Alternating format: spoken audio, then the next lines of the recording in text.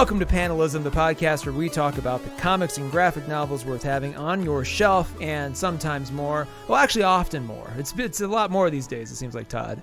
Todd A with me, and I'm Taylor Trask. I'm Todd A. You're Todd A. There you go. But I was saying sometimes, and then I was like, wait, not sometimes. It's often now. Often, yeah. Well, I mean, remember like 6 months ago when we had that 1 week where there was the worst presidential debate we've ever seen, and then the president became infected with COVID? Oh, that was just last week. That was 99, I think? 99? Right. 98, like, maybe. Time has no meaning anymore.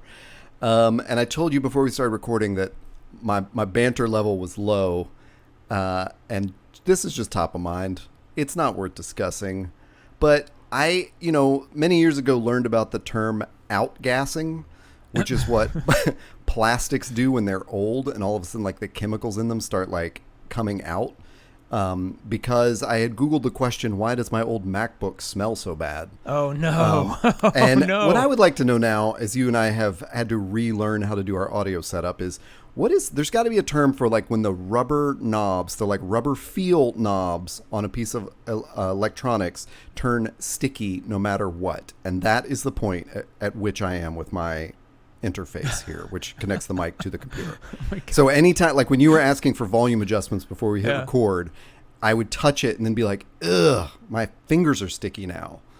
And that's called outgassing? No, that's not outgassing. I'm saying there must be a term like outgassing. Oh, I see. That's like I see. Outsticking or something, or interesting. Outgooing, or something. It's like one that. of those problems that you don't really think. You almost think it only happens to you. Then you hear somebody talk about it, like, oh my god. And then you Google it, and you're like, Wait I a can't second. believe there's a term for outgassing. I thought this was like a folk curse or something that was put on me by a gypsy at some point. And, it just happens. All the things I touch that are plastic just turn sticky. Yeah. See, I told you, scintillating banter coming from me today. Scintillating banter, yes. And it's the perfect tie-in, by the way, to what we're going to be talking about, which is The Boys, of course. The Amazon Prime original show. No, I guess we could talk about that one. We're just going to talk about boys in general. Exactly. Woo!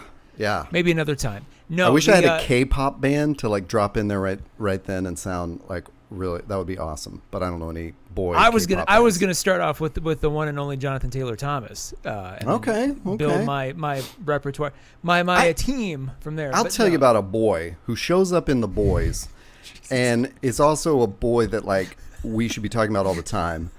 And it's really funny to keep saying the word boy in a very specific noun way. Is Haley Joel Osment. That guy is the effing MVP of everything he touches, I think. Remind me what he pops up in as The Boys, or in The Boys. He's Mentolo or whatever. He's like this guy that in the first season. Yeah. Yes, that's he used to be in the Seven. But I mean, like Silicon Valley, The Boys. What We Do in the Shadows, Tusk, What We Do in the Shadows, all these crazy things that he's a part of. Like that guy is killing it. I love seeing him around. What a great boy. He is one of the he did a thing that like very few child actors get to do, which is like reinvent your entire persona from your childhood sort of thing that made you, like reinvent everything, your physicality, the care, like everything about you. And yet still be that same person where it's like you can't even watch Sixth Sense and be like, wait, that's the same guy. Right. You can't. Exactly. It's really strange. It's almost like when Jackie Earle Haley reappeared in Watchmen. Right. And then you're like, wait, that guy was in the Bad News Bears? It just sort of has this strange dissonance to it. I have no connection to that, but Haley Joel Osment. But I remember people talking about that. Like that was a crazy thing. And can we credit, or do we want to credit Kevin Smith with this? Because I remember the Comic-Con, one of the Comic-Con years where I was able to see the Kevin Smith panel. He brought out Haley Joel Osment because he was in Tusk with I'm a Mac guy. Justin Long. And I was like, Haley Joel Osment, where has this guy been? And then since then, it's like, I'm just delighted every time I see him show up in a series. So this just in from my wife via text. I keep hearing you want to talk about boys, and I'm dying. So, MVP boy, MVB, Haley Joel Osment. That's what I'm saying.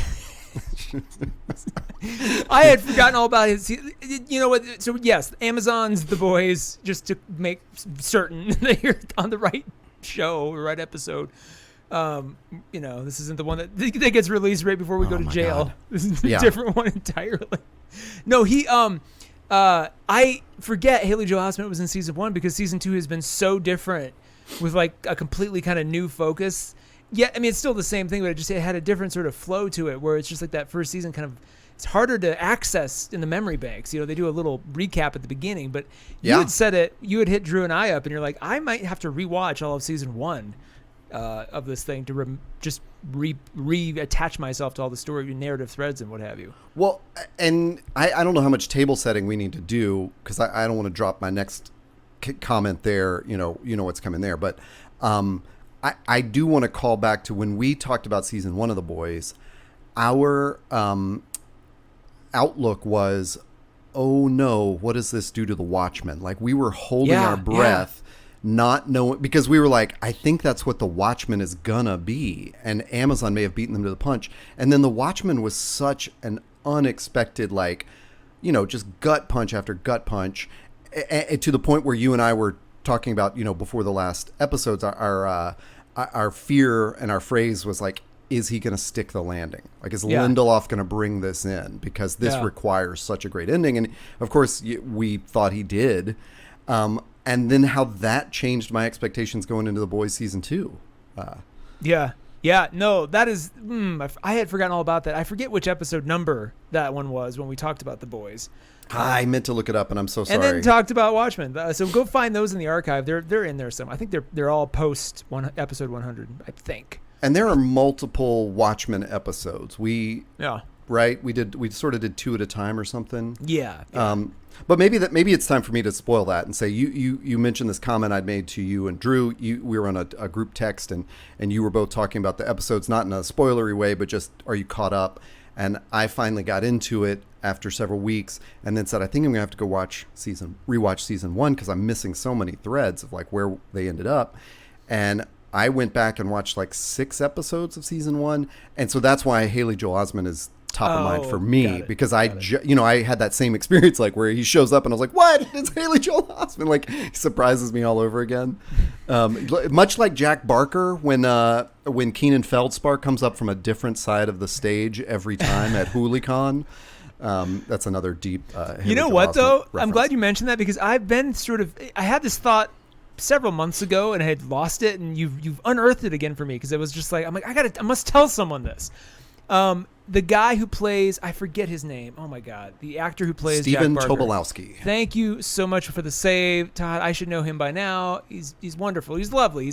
But he kind of appears. Yeah. Ryerson. He's in a bunch of stuff. Like he has all these kind of interesting characters that he plays, but he's that guy that just keeps popping up in all these different things. There he is in Memento. There he is in Heroes. There he is in, all these different movies. And it's another MVB. Yeah, right. Exactly. And it's like Haley Joel Osment's kind of his like sort of, oh my God, what a great comparison. If Haley Joel Osment ends up having the career that Stephen Tobolowsky has had, that would be epic. Like I want to see that guy in everything. Because his roles are like they're short enough and they're punchy enough, and he does the most with it without it being overbearing. That's just like, it almost makes me wonder: is that what T.J. Miller could have been if he hadn't overplayed his hand? He must wonder. And which is weird because boy, we could go down a rabbit hole there. I don't know if you've seen Crashing and T.J. Miller in that, but he's so much more of that of like a smarmy character where you think like, oh, is that more like he is in real life? And like Silicon Valley was the exaggerated cartoonish version. But I don't know. Yeah, I wonder if he could have pulled it off. But you're right. Haley Joel Osment sticks around for long enough to be delightful. The What We Do in the Shadows thing is a perfect example. Like, it's amazing when he shows up, and then he's not there after that episode. And I think I'm convinced that the way he is when he first shows up, before he dies, spoilers. It's in the first 3 minutes of the episode, folks. When he first I'm like, that's what Haley Joel Osment must be like in real life. Just sort of like, really super friendly, but then like, kind of, under his breath, like, fuck that guy. Just very sort of, or not even, he wasn't even that sort of mean about it. He was just more like, I don't, because Guillermo's like, well, what are you gonna do with your vampires? Like, actually, I don't think I want to be a vampire. think maybe I'm going to be a warlock. Guillermo's just like, you're not even taking this seriously? He's like, nah. And then as soon as they come back in, he's all proper and, helpful. And it's just like, I can think that's how he is on every set. Just like there he is. Well, I love that we're already pulling this apart because, so to wrap up and get us back onto The Boys.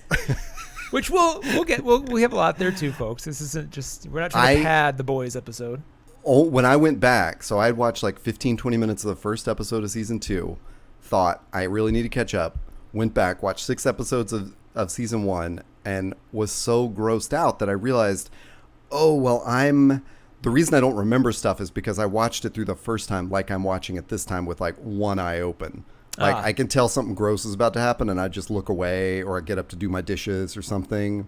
And then I sit back down and I'm like, what happened? I missed, you missed so much story in the middle of the gore, for better or worse. I went back to season 2 after that, tried to watch a little bit more of that first episode, but that's where I left off. So when we talked about doing this episode, we were like, hey, it's just gonna be a freeform Taylor scatting and bebopping all over the place.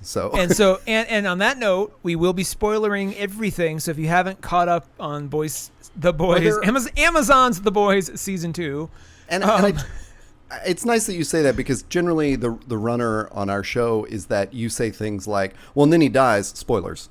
And you spoiler warning it after he says it. Well, that's for things that there shouldn't be a problem. I know. Well, and then Darth Vader's his father. Spoilers. Which that always amuses me. But is there anything we want to talk about? Like, do you want to intro themes to? Because a lot of this episode is going to be your argument of why I need to just stick out season 2, even if I don't finish season 1. I agree. Again, I agree. Which I did finish the first time. I did finish season 1 the first time through. So let me add another bit of context because I love you referencing our other review as it relates to the season 1 and Watchmen discussion. Because you're absolutely right. It's like because The Boys sort of captured that subversive thing that the original graphic novel Watchmen got so right that has spawned so much of that. So then to see the TV Watchmen, just take it even further and like just re-cement that in a cinematic sense, in a visual sense that I don't think we've seen before. Like, or just not enough can be said about how well that thing was made. Well, can I offer a little interjection right there? Because, sure. So I think. I mean, we both appreciate it and have talked about like the themes of the Watchmen graphic novel and like how much broader they are. But there is a tendency maybe to shorthand that of like, oh, it's deconstructing superheroes, and seeing them as fallible humans. And I think the way that, so we last year were maybe seeing like, oh, when we're getting a Watchmen series, it's going to be more of that part of it. Yeah. More of the deconstructing, showing behind the scenes stuff. We were not expecting this powerful,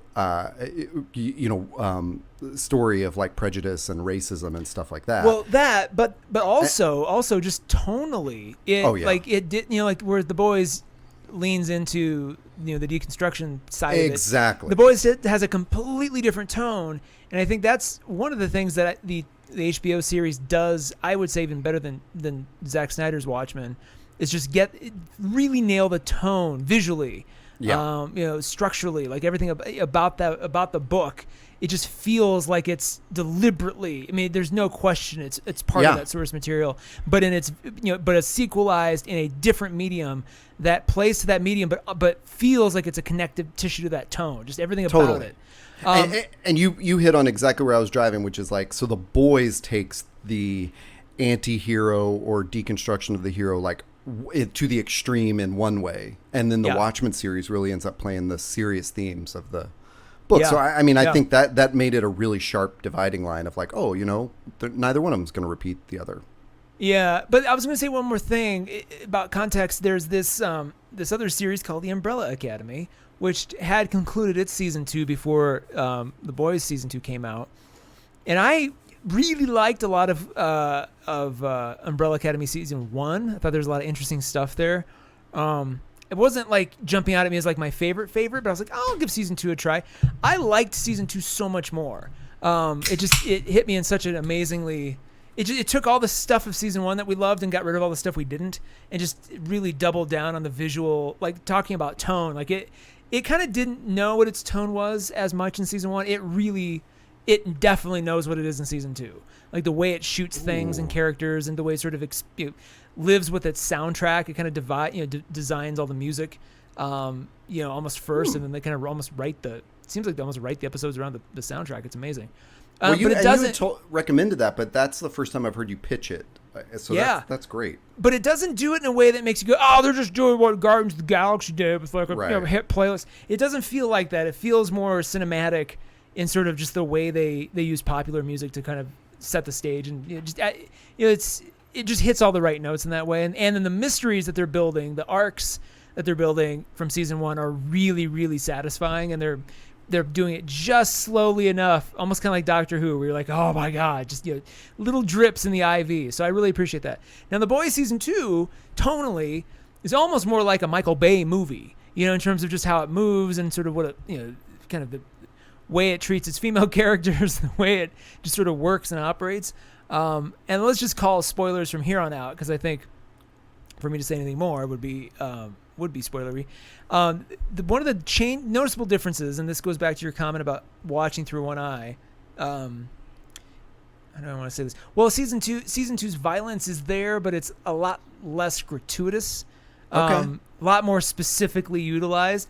There are definitely some moments, but I think pound for pound, because season 1 starts in the first 5 minutes with an inciting incident that sets up the main one of the two main characters, and a lot of the entire thrust of season 1.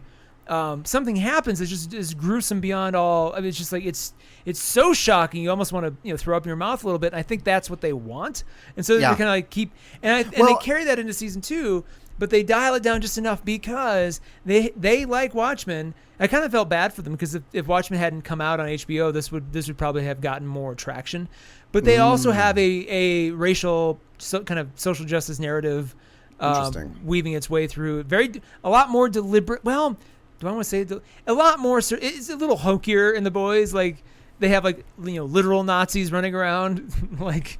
Oh, gotcha. Not just people it's like actual Third Reich members. Really on the nose kind of stuff. Yeah. So that's, I think the biggest difference is that, and then they add that sort of more nuanced discussion about other larger issues that are interesting. I'm glad that you touched, because I think it's worth talking about that inciting incident in episode 1, season 1, where, oh my gosh.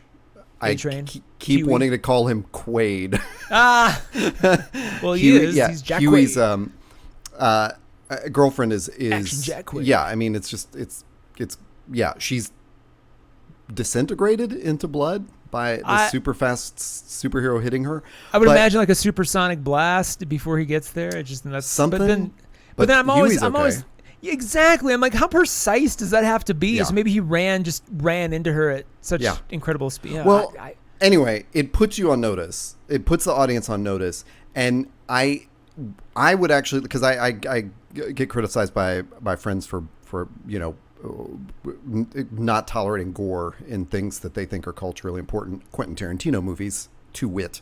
But I think that's an important moment, because it puts you on alert and you're like, oh my God, like, it's such an extreme case of an irresponsible superhero. And then he's piecing that together through the season of like you're trying to find out like you're he's your avatar into this world.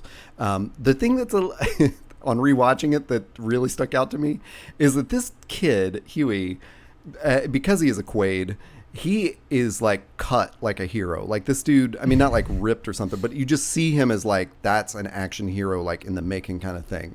But his character is. Well, pause real quick. Pitch for you. Make him Reed Richards in whatever perfect MCU thing. Yeah. Yeah. But right? There's very little attention given to like, oh no, but he's a geek and he doesn't go out of his, like, it's like it's just lip service. There's never any time where you see him not being an action hero, except maybe this first scene where he's planting a bug. But even that comes off as like anyone would be nervous. Anyway, all I'm saying is that one initial act of violence is, I can understand how that's meaningful for the plot, like the girlfriend, that tragedy. And then from then on out, it's like it turns into like Dead Alive. Like anytime someone gets hit, there's just gore and blood being sprayed all over each other. And it's like, oh, wow, we're in like just this is like a Peter Jackson, like early 90s movie, you know? Yeah. And that I think was what, that's what I don't care for, is like just gore for gore's sake. So it's good to hear that in season 2 that's maybe cut back. And it feels more like, did you have a problem with it in Deadpool? No, not really. No, season that's 2 interesting. feels more like that. Okay. If I can make a comparison. And again, it still has it, but it's more precise and almost used a more I would say comic effect in season 2 than even season 1. It's definitely, I don't think at all comic in season 1. That I think is, and this is mostly out of the rewatch, where it's like, man, people just explode, and it's just straight up gross. Well, that happens in season 2.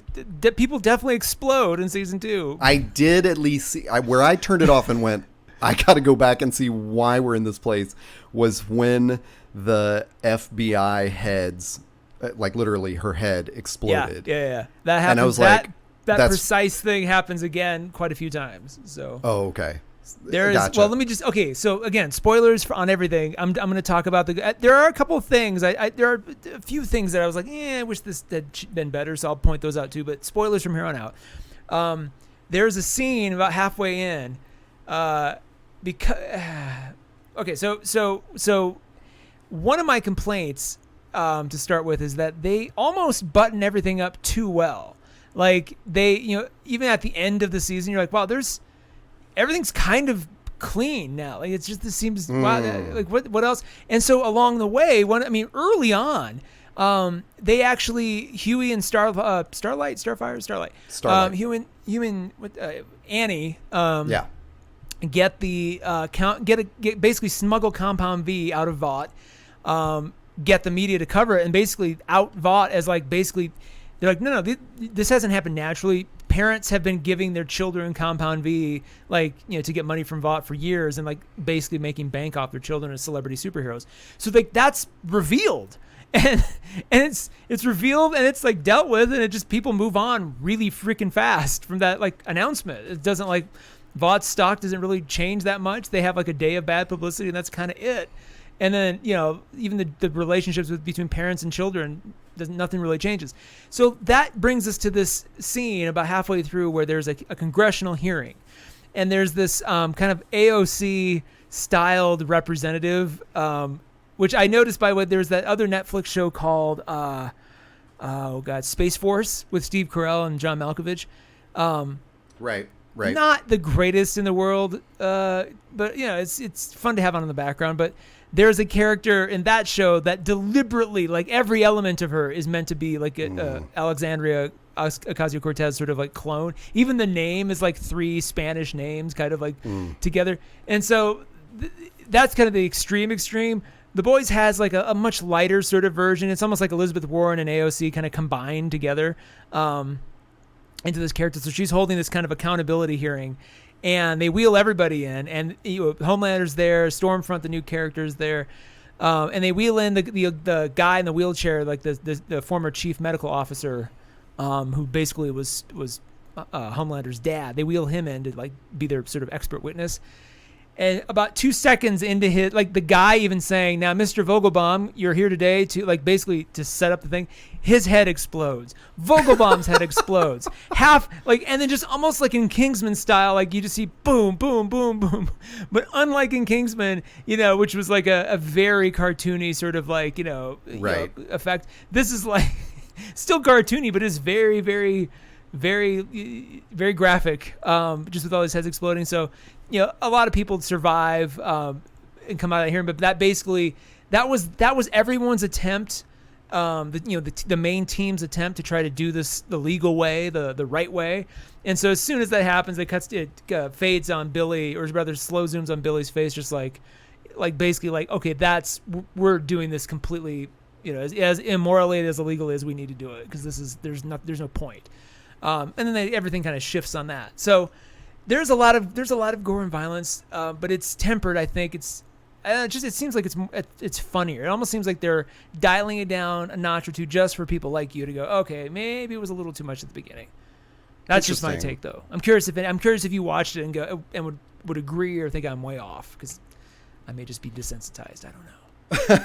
Well, I think the Deadpool comparison is a good place to start, because that is actually the friends who chided me about my aversion to gore were specifically surprised when I was such a fan of that.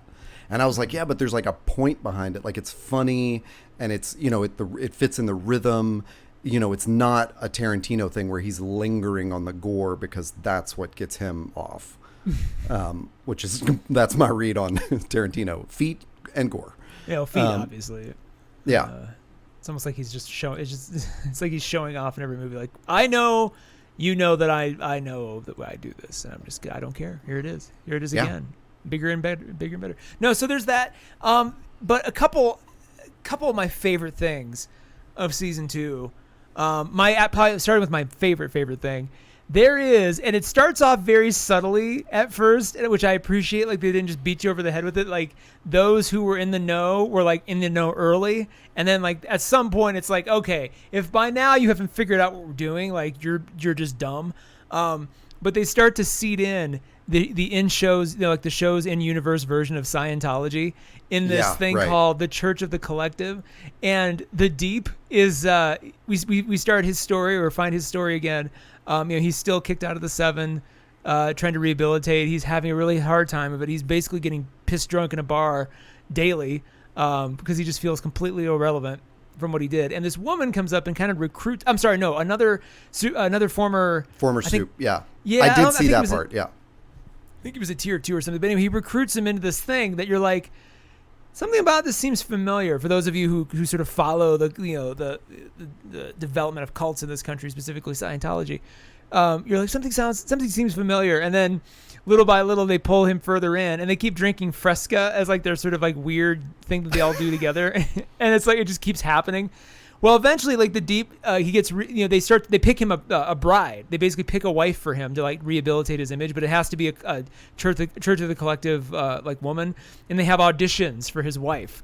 And slowly you realize like the Deep looks a lot like Tom Cruise. I wonder if they're sort of trying to like really rub it in. And sure enough, they just lean further and further and further into it until the moment of glory comes when they actually run a commercial for the Church of the Collective that has all the same graphics packages, and like the way they shoot it is exactly like the way Scientology shoots their commercials. And it's the Deep walking around through all these situations about like how he can use COC like training to fix situations, and it's a hilarious video. But then at the end, out comes this guy in this impeccable business suit, like the most perfectly coiffed hair, and it says Chairman of the Board, Church of the Collective. And he comes out, he like shakes the Deep's hand, and like basically like they pose like he's giving him one of those like ridiculous gargantuan trophies they hand out at their little events. It was just it reeked of it. And then from that point on, they dig deeper and deeper and deeper, like into the fact that this is like their version of Scientology, up until the very end, when you think, oh my God, they're like the big bad of season 3 then, I guess. And that it's quickly, I love how they like dangle that in front of you for like 4 seconds. And then they just make that absolutely clear, like that is not going to happen. They actually have that guy's head, the David Miscavige guy's head explodes at the very, very end. Like that's almost like the last thing you see. Well, so like, and I don't know if you picked up on this, and I don't know that it's meaningful, but it's always fun to draw these, connections. I think the head of that church is named Alistair. Something. Adana. Like, yeah. Yeah, and I mean it's spelled differently, but it looks like Aleister Crowley. And one of Aleister Crowley's disciples, Jack Parsons, shared a house with L. Ron Hubbard in L.A. where they practiced the occult together, which is where L. Ron Hubbard got a lot of his ideas for rituals, because he, basically just lifted everything from what is that? I don't know. Whatever dawn thing that Guilfoyle talks about. Hermetic something like or the Hermetic Dawn. It's whatever. It's a reach, but they did pick a name that seems kind of loaded. So Jack Parsons, inventor of rocket fuel. Yeah, good isn't that cult weird? Guy. And then we're Yeah. So yeah, they have that whole thing, and it's a gag they play basically the entire season. And they must have had this idea in the writers' room, and there's like and they just got more and more into it as it went on. Well, and it fits though. Like like there's so much stuff in season 1 that is this evangelical stuff.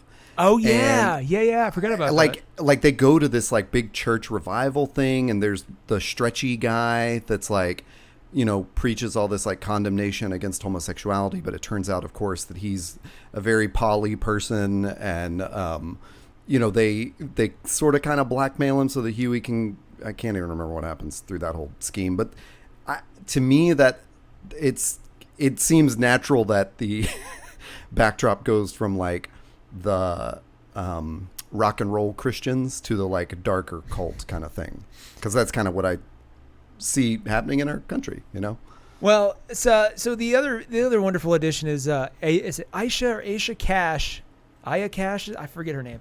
The actress who plays Stormfront, right? Who's just a delightful character from start to finish. Like she kind of starts off as sort of a just more of a punk rock, kind of just like I don't care what Vought thinks or does. She runs her own social media. She's very sort of hip and savvy with everything, but she's also kind of a top level manipulator. You can just see her kind of working everybody she sees, which makes you think that she's been at it for a while. She's really practiced at it.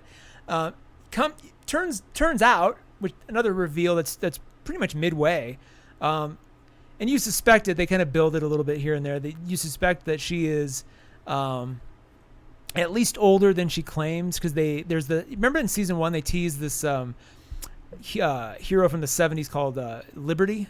She was on like a beer ad or a cereal ad or something, and it's mentioned. I forget why it's mentioned, but it's resurfaced again in this season, and it turns out that Stormfront is Liberty, and like they just sort of she doesn't age or something. Yeah, exactly. So like the Cullens, they kind of move her in and out every couple of decades or so, and kind of move her around like I think the joke they make is like they move around like a Catholic priest. Just kind of Vought keeps her around. Oh man. And like so she comes back, but she actually is older than that. She was married to the namesake of Vought. I forget his first name, Mr. Vought, flaming Nazi from the the 30s. Like she was married to him, so she's, I think in the show she's like 100 and something years old. Whoa. Okay. I forget exactly. Yeah, I think she's something like 120 years old or something like that. Her daughter was her daughter. She kept a picture that everybody thought was her mom, was actually her daughter, and she had died, I think, at age 80 or 85 or something like that. So her daughter had just passed away, and then she came back out into the limelight again. So she's revealed to Homelander anyway. She kind of because she basically, at first you think as faking, she falls in love with Homelander, and then they have a sort of a scene, or there's a back and forth, and then she kind of reveals who she really is to him, and tells him that he's sort of, that Homelander is what they all dreamed about, and he was going to lead their new revolution. And she's very specific. She's like, we're losing the culture, and she just, like puts it completely on Front Street. It's almost too over the top to where you're just like, you almost want her to be twirling a mustache while she says it. But I'm like, I get the extreme. I mean, it's kind of just fun to have everything be really heightened. I mean, I guess it fits that they made it that heightened, because honestly, when she shows up and they call her by her superhero name, I was uncomfortable. I was like, don't you know that's a Nazi term? What is happening here? Like, that's not cool at all. So I guess making it Todd, that are on you the saying nose, that Billy Joel's 1989 album is also a Nazi paraphernalia? Breaking I would news. disagree. I forgot that did he really have an album called Stormfront? Yeah. Wow. That's the song. That's the album that produced We Didn't Start the Fire and Downeaster Alexa, and that's not her style. Huh. I really hope Alexa's everywhere turned on when I said Downeaster Alexa. Yeah. I wonder if you play that. Subscribe to Panelism. That's a great idea. Stealing Hey Google, jokes. Hey Google, subscribe to podcast Panelism. And just in case, hey Siri, subscribe to podcast Panelism. Can I clarify one point, that this is such a bizarre nitpicking thing, that because we were talking about the name right there, and I my research is that I have Wikipedia open in the background. Tell them, Todd. I was listening to this podcast that I will remain nameless, and they were talking about how delightful Boys season 2 is, and how Boys in general, like how it's so great, and how they loved that Carl Urban could finally speak in his like native accent. And I was like, I've been shouting at Bluetooth speakers for weeks that he is a New Zealander and he is speaking in a like Cockney British accent in this show. Yeah. Yeah. And that has driven me so crazy because it is such a specific accent that he's doing. Yeah. Anyway, sorry. I was looking at the cast list to refresh my name on like what that cast member and Stormfront's name was, etc. Landed on Carl Urban. She's a great actress, though. She kind of does something different. I mean, she's shorter. She's a little bit. She has kind of a spunkier kind of angle to her acting. So it was kind of fun to see just a very different sort of take on what a hero can be like in terms of just the performance, and then have that also be a villain. Really, I mean, she really did a lot with that I really liked. Actually, it was the show changed in the comics. It was a male version of that same character, and then they gender bent it and then hooked her up with Homelander, which I thought was great. I didn't even realize this was she's in You're the Worst. Yeah, Aya Cash. Aya Cash. There we go. Thank you. Yeah. Yeah, so you'll probably see a lot more of her, just like Anthony Starr. When this show's over, you're going to see a lot of him. I think from now on, I think you'll see a lot of her too.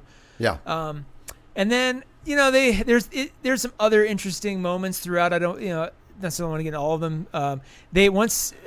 Maeve crosses Homelander in a big bad way, and then it's revealed that she has a lesbian partner, and Homelander doesn't like that, so he really amps up the fact, like he basically forces Vought to like make Maeve like the sort of the spokesperson for all like lesbians everywhere, and they're like product managing her partner, and it's just like it becomes just gross. So just kind of seeing that evolve was interesting. Is it the partner from season 1? Like we see her have an argument with a former girlfriend, and the reality show people are still trying to like film her, like with I think so. Like, yeah. And you know what? I honestly, you bringing that up and talking about like you calling that back to mind, that there was that. Anyway, I'll connect the dots without having to get explicit on that. That's okay. It is interesting that you say everything's like over the top, like really on the nose in this season, because I do think one of the issues, although at the time I didn't see it as an issue, was it was like they were trying to hit so many targets with so much stuff that you were like, where are we going with this? It was like all, and I guess that was just all American culture, but it was like they're trying to skewer like Christians, maybe it was all just Christians, but it was like there's a lot of like anti-homosexual bias, and I don't know, it felt scattershot in that way of like it's not focused, whereas I guess maybe having a racial exploration and like a social justice sort of theme at least kind of coheres it a little bit, because you couldn't really tell like who, like I don't know, who's the where are we going with season 1? Yeah, it's interesting. I mean, it still feels a little scattered because they do try to. It seems like every time they have an opportunity to take it and just add one more thing, they do. Regardless of what it is. One of my other favorite. Oh, go ahead. Can I ask a really specific question? So there was a big plot point. This was one of the things I went back to season 1 to figure out and did not end up figuring it out. But like I said, I only made it through like 6 of the episodes. Okay, in season 1, there's a big deal when they go to that revival, like that church revival thing, where Starlight has been given a sexier costume, and then she does not like it, and they tell her, like image managing her, they're like, you need to wear the or does she choose to wear the old one at that festival? I can't remember, but there's like a picture. There's one thing where she's meeting a little girl, and the little girl's like, oh, I have your old costume, not your new one. She's like, I like this one better. And, it's kind of like a theme that she doesn't want to be so sexy in her costume. Yeah. But then in season 2, episode 1, it's like the first shot is her walking out in the sexy costume with Homelander. Is that, are we just meant to understand that like she's playing this role of like, I'm going to be buddy with everyone while Huey and I work behind the scenes? Yeah, it's a little of that. It's also she's terrified of Homelander. So, you know, he's like, I mean, he is essentially an abusive husband to every member of the set. That's a really good way to put it. Yeah. You know, so he and I guess with even with the Elizabeth Deep Shue gone, he's become more of the like image manager. Yeah, well, and even with, I mean, like the Deep's problems are fundamentally related to Homelander. Like everybody's problems on the Seven, they're all exacerbated or caused by him. Oh my God! And it's sort of, and he kind of uses those to his advantage. So like Starlight's almost like a captor in some way. I think it was almost just to nail down the fact that it's like she's really a part. She is a cog in this system now, and you know, more so than ever. And so you see her earn a lot of her agency back throughout the season, and by the end there's a really nice payoff to that, which I really like. Well, I guess that's what I was trying to get you to spoil without just asking you to like spoil it. Was like, I really want there to be some kind of payoff to that. So interestingly enough, I think all 3 of the main female characters outside of Story, all the female. Actually, you know what? Every female. I'm realizing this now. Every major female character, this was almost their season. Like the male characters, we got to know more so in season 1, and there's still development. Like Billy you actually get to see his parents, and his dad has one of the best cameos in the entire show's 2 seasons. It's amazing. God, I don't want to spoil. Sam Neill. No, God, that would have been amazing too. No, do you want to know who it is? Yes. John Noble. The guy from Fringe, the guy from Lord of the Rings. He played the regent, like Boromir's dad. He was in Fringe. He was the main guy in Fringe that everybody lauded his acting. Anyway, he plays his okay. dad. I know this guy now. Okay. Interesting. He plays that's a good he one. He popped up. I was like, oh my God, John Noble, there he is. You get to learn more about Huey's background, but it really is like a couple of things that are really interesting, like Starlight and Huey's relationship is explored further, but Starlight has way more agency about it than he does. He's almost like sort of the lost little puppy, and it's very clear she's very sort of specific about what she wants, and it changes, and she's it's like, and she's constantly reevaluating that's okay. That's not a bad thing. I was like, well, that's a healthy way to represent this. And then, she had some of that in season 1, and I think that's where they, to this degree, like miss the mark with Huey, because he looks so much like a leading man, but they're trying to play it out like he's a geek, and how weird it is that this geek is like friends with a superhero, and we could have like if Haley Joel Osment were playing the Huey character, totally would have bought into that whole thing. It would have been like, wow, this is a mismatched pairing. No, if Haley Joel Osment was Huey, you wouldn't ever want to watch. Like he would steal all of Homelander's. Like Anthony Starr would be pissed because you would detract too much. Like Homelander has to be the craziest character on the show. You can't go any deeper than that. So no, the Kimiko, the Japanese actress or rather character. She's the one they rescue in season 1. Yeah, you get a lot more. You meet her brother. You get a lot more about sort of her escaping. She's given so much more to do. You explore like kind of her sign language. Like she just gets a lot of development. Even Frenchie tries to steal a kiss and she slaps him away. So like there's just a lot of agency with her. And then Maeve, same thing. Like she's put through 1,000 miles of shit. Queen Maeve walked through 1,000 miles of shit to get to freedom. She was, but at the end of the day, she, rose above it and really stepped up to, try to make things even out, in the right way. Becca, Billy's wife, Becca, who's, we find out is still alive at the end of season 1. Right. She, I was worried about her because she was kind of one note. As was Ryan. Like she and Ryan, every time we cut to she and Ryan, I'm like, man, one of these characters is going to die because they're just not really giving them a lot to do. But at the end, Becca does have a really heroic moment, but then she, I think she goes out the right way. She dies. Spoilers.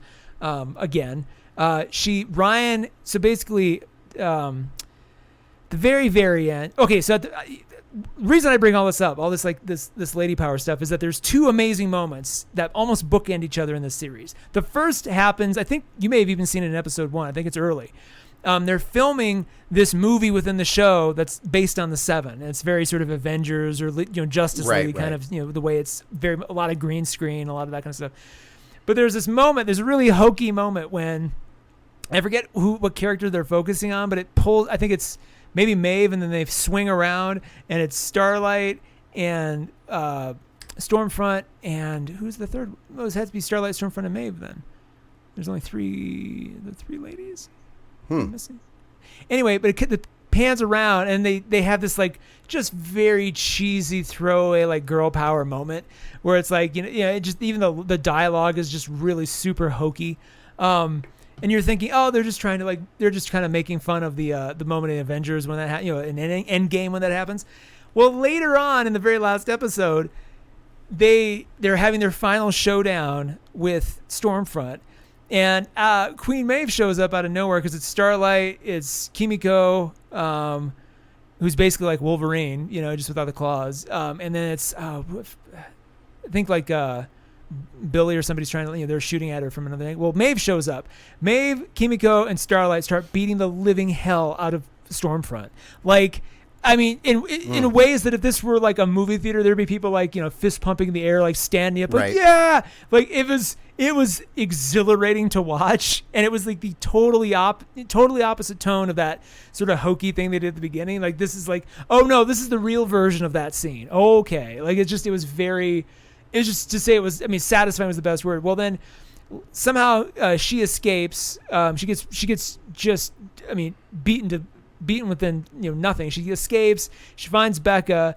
She's trying to choke out Becca, and Ryan uses his powers like for the first time, and he just blows Stormfront away. Like, she's just she's like an Anakin Skywalker husk, but he can't control it well enough, and it ends up slicing Becca's throat a little bit, and she dies.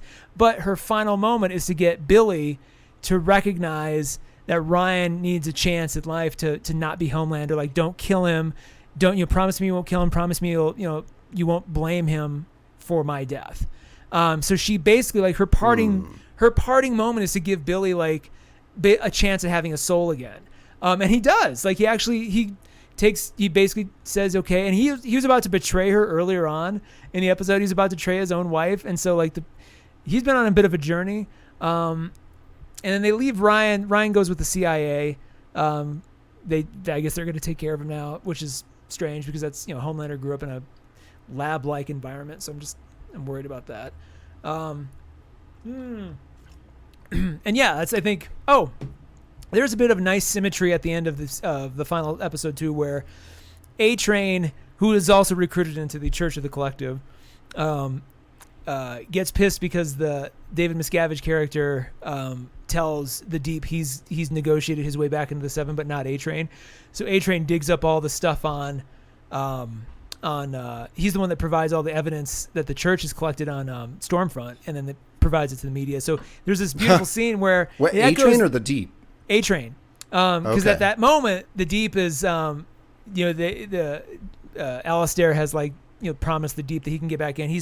Alistair's working with the Giancarlo Esposito character, who's like the CEO of Vought.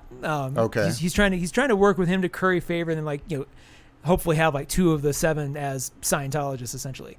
And so A-Train had so many names just hit me that it was like I had the Game of Thrones blur of like, what? Yeah.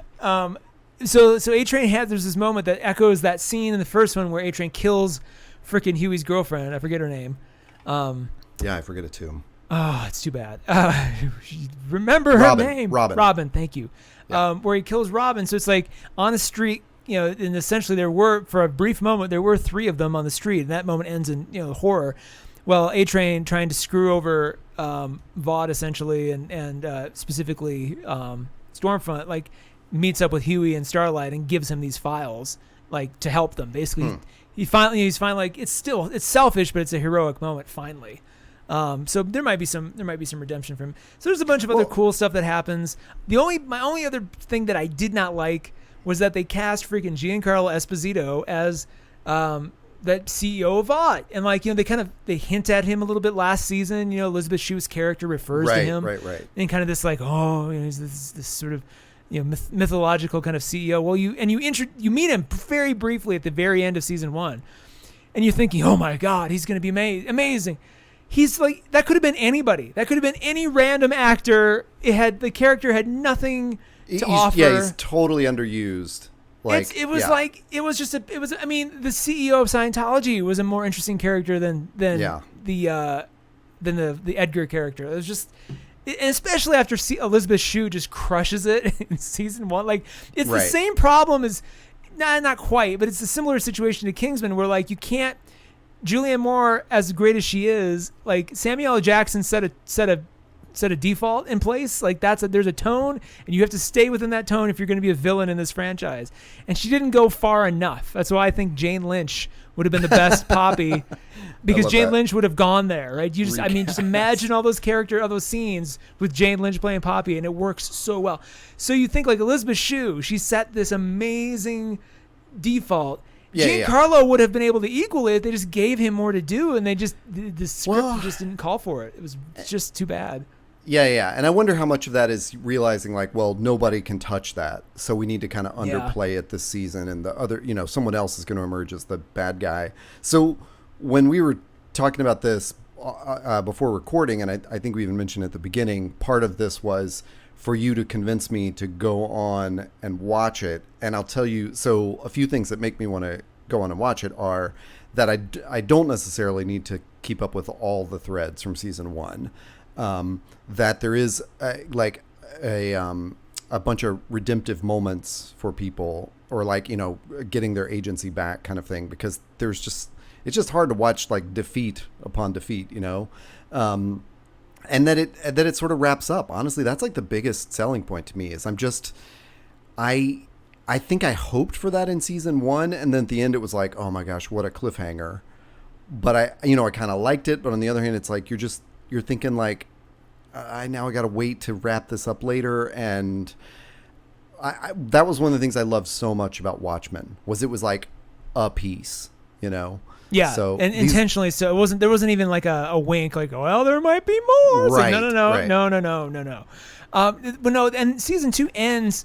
It wraps up every loose end. It introduces one big new one, and kind of a smaller second one, I guess. I mean, the second one is like, well, what will happen to Ryan? He's going with the FBI or the CIA. So he's going to, and he'll be back at some point, or he'll be used as some chess piece at some point, I'm sure. But it's like, so there's a little bit of a question there. But they do this amazing. Here's the biggest spoiler of all. They do this amazing thing that I usually catch this stuff before it hits. I'm usually great at being like, oh, this is going to be a twist, and this, I didn't see this coming at all. They concealed it so well. The AOC character, the representative who holds that hearing, and she gets a little bit more screen time throughout the thing. The very end, she's talking to the David Miscavige character, and like she's basically like, you realize that they're she's a member of the church too, and they're blackmailing her. And so like they're like, oh my God, the church is going to be this like sinister organization in season 2. And just as you're thinking that, his head explodes, and you realize that she is another. They give you another hero, or rather a superpowered person earlier on who was the one that made the FBI lady's head explode. Like, you find out who that is. Well, It turns out this representative character has that same power, and she was the one that blew up everybody's head in the hearing. And all of this this chain of events led to her basically getting a super like a Compound V oversight committee that has like all this amazing power, because she's basically in control of like, how Vought operates, how, basically putting together like a soup registration program, like, which sounds a little sinister, but she comes at it from like, no, we have to protect everybody. And it's weird to see like kind of that X-Men, like the villain congressman and X-Men kind of to be painted as like a sympathetic character at first. And then you realize that she's plotting all this stuff in the background, and Huey has just gone to work for her campaign, because it sounds like she's either running for Senate or for president. Which and it's like, oh my God. Which is not a terrible, what do I want to say? I remember Film Crit Hulk having a great distinction between like a cliffhanger and a loose thread. I can't remember which one this one is. But I think it's more like it's okay not to tie up all the narratives. Oh no, you got to leave. This is like this is almost like the beginning of season 3. We just get a little taste of it. Right. So it's not. It's and not if it doesn't like, develop, if they don't make a season 3, that's okay. You're left with this sort of mystery, Exactly. And it lets them, they could wait. Fortunately, they're probably going to have to now because of COVID, but they can wait now an extra year or two to make season 3, and it won't matter. Like, you can be like, oh, these characters would still be at this place. Yeah. I think that describes, too, how season 1 ends off. It's because you're like, no, we need an answer to what just happened now. Yeah. And when Film Crit Hulk wrote which is that, why Lost was so frustrating, because every season they'd be like, exactly, they'd go away for like a year, and you're like, God damn it, perfect. Come on. And when Film Crit Hulk said that, it was discussing Game of Thrones, and it was the whole frustration of like, we all know Jon Snow is coming back, like, you have done this in a bad way. Yeah. It's like this was awkward. But that. And honestly, too, I see the multiple targets of both seasons as being very Jonathan Hickman-esque, of like, I'm going to wrap in every crazy conspiracy into this one thing. And maybe that's... Oh, how interesting. Yeah. Sometime it hit me there when you went into the AOC parallel and having that character be like a... like there's a twist at the end, which, yes, is a huge spoiler, but I'll point out that, like, when I just Googled The Boys, a video of that moment was one of the top results with like a title that was like explaining that crazy twist with what, like, it had the name of the character and everything. God. I was like, great, you're just spoiling this for literally everyone that searches for The Boys. It only concluded, give it at least a week. It only concluded on Friday. Yeah. We're recording this on Monday. Come on, this is... Give it a little bit of time. No, so I think overall, I'm not covering every detail, obviously, but I think overall, I'm happy I put the time in. Now, question of the day is, do I prefer The Boys Season 2 or Umbrella Academy Season 2? Oh, interesting. And I would say, by a number of metrics, both technical and just very subjective, I would say Umbrella Academy Season 2 has my vote. I appreciate what the boys did, but there was something that there were very few moments that really stood out visually in The Boys Season 2, meaning like that were just that kind of, really just, were beautiful to look at or very interestingly composed, or, and there were maybe 2 or 3, you always see people go, well, what about, and they'll list like, Stormfront and Homelander basically having sex in the air. Not basically, they actually are. Moments like that, I'm like, yeah, but there were like 3 of them. Like there was, they were very much meant to be sort of the event moments, and they scattered them throughout the season. Umbrella Academy had a very distinct palette it was using, and a very you could see all the fun that design team had, building every set and doing all the costumes, because they got to go back to the 60s, and they had so much fun just building that world. I didn't get that joy in The Boys. Everything just has a dark, kind of depressing tone and feel, and you could say, well, that's a tone of its own or style of its own. I'm like, yeah, but it just doesn't. It makes it makes it just hard to watch it consistently, where like you one of the men's, you're just like, okay, I'm glad there's a week, because this is just too much. Whereas the Umbrella Academy, you're like, oh, I want to see, my eyes are craving another one of those, like right now. Exactly. And it's, like it was all done and wrapped, this was not a typical TV show where they're shooting week to week or something, like, or that's not typical anymore, I guess.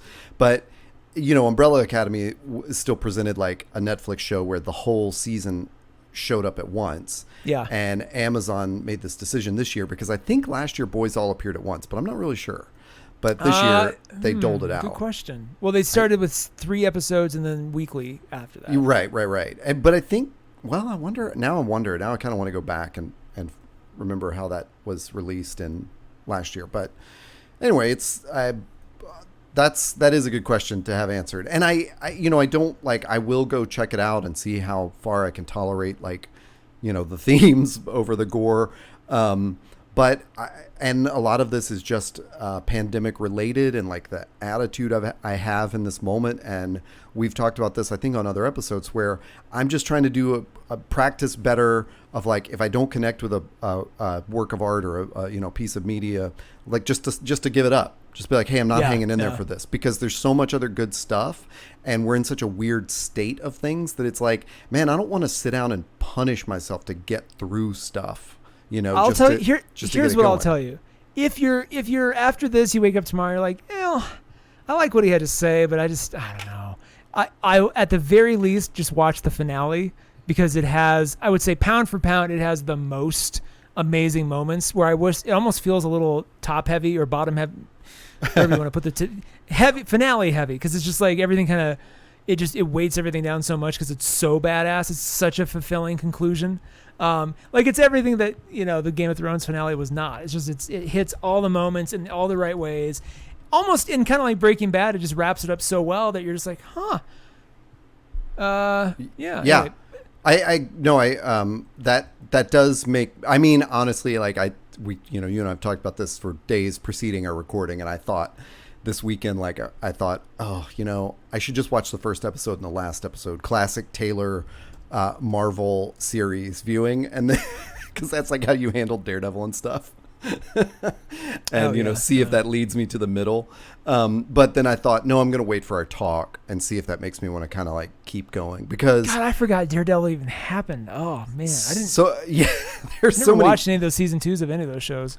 So this conversation definitely makes me feel like, okay, I don't need to like punish myself with season 1, which again, the first time I watched it, I didn't feel like it was punishing. It's just going back to it and feeling like, I'm slogging through a lot of gore to get to the story points. If I don't need to do that, I can jump into season 2 and just see where it takes me. So I'll say one more thing in favor of Umbrella Academy over The Boys, in that the Umbrella Academy goes out of its way to take these very flawed people and make you love them being together. Like you like the fact that they find each other and they get more comfortable with each other. Like you root for that, and like you're like, you want them to make each other better.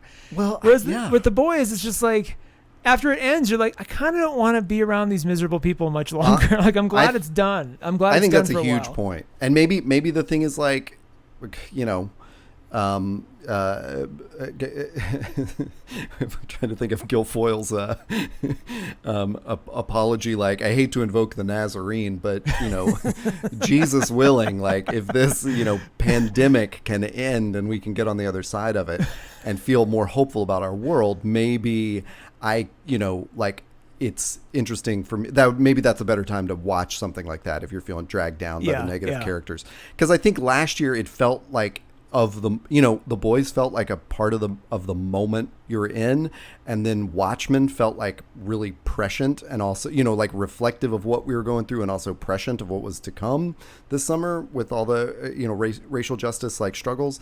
And so then to have The Boys again, you're right, like you're sitting for like 8 hours with these really miserable people. Well, I mean, Umbrella, it's difficult. Like I love that progression, because the first Boys was like a big middle finger and everybody was just feeling the middle finger. It's like, culturally, Watchmen was like, oh my God, oh wow. I mean, just kind of turn the dial to something more serious, more pressing, and like little did we know how sort of the moment it would be. And then I think Umbrella Academy was kind of like the nice, like, everybody, it'll be okay. It was the nice blanket that came right when it needed to come. So right now, like, we don't need a middle finger again. Well, we don't need to be reminded. Like, we don't need the work of Watchmen rehashed. We don't need a middle finger again right now. It's almost just like we need it's almost like we just need a show that's, honestly, I'm really looking forward to WandaVision for this exact reason. I think that show will be of the moment in a way we never anticipated. Like, just good it has a moment. I watched that trailer again and again going, God, I can't wait. Man, I was on board. Oh man, I was on board for it anyway. Just on principle, because I like the episodic, and I think honestly the episodic stuff is where Marvel's really going to shine. Of the MCU. But no, you haven't seen that trailer yet? No. Oh, dude! As soon as we're done, go watch that trailer. It is, at least 25 of those views are me in that total. So cool. Well, fantastic. Anyway, go. We should be done. I was tying us up. If for our last season discussion of The Boys, for our discussion of Watchmen, visit panelism.inc. You'll find all of our episodes there. That's Inc. I-N-K. That is actually a web domain. You can also find us on Instagram, which is panelism.inc again. And those are the best places to reach us. And I think we're going to have lighter topics to discuss either in the very next episode or you just heard them in the preceding episode. I don't know our release schedule. But well, I have a lot of, if it's the next episode, I've got a ton of new comics that I want to talk about. Oh, so nice. We'll have a nice little potluck. I have some happy stuff. So good. Cool. Yay. Well, until then, I've been Tade. You have. Yes. Yes, I have. I'm going to press the stop button now. Yes, do it.